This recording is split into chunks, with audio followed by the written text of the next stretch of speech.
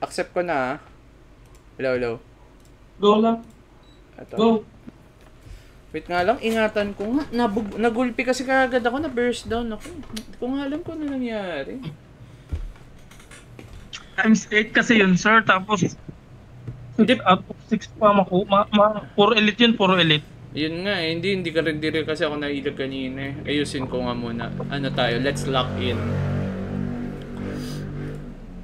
Look.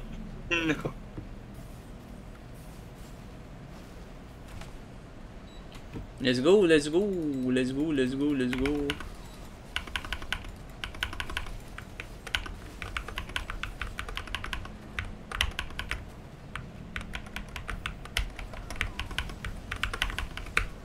Nakakainis tong mga range. Ang sakit eh.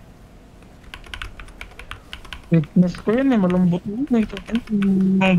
Dalawang araw lang nila, kakalahati ng buhay ko. Ang kupal. 861. Ayun, 1M. Eh. Ano?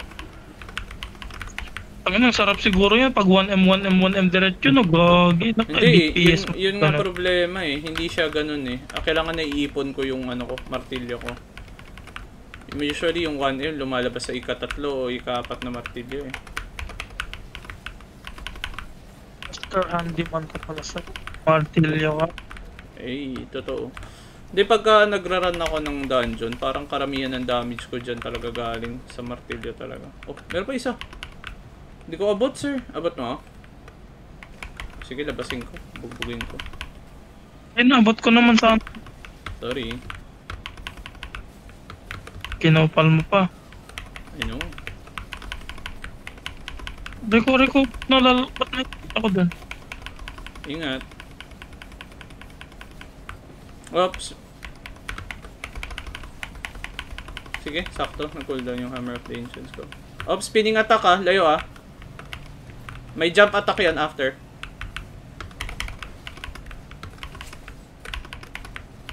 Mamamatay dyan.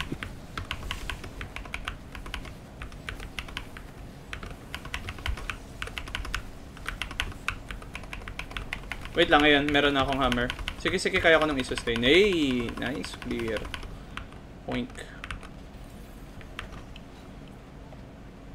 Uy, axe. Not bad. Di na masama.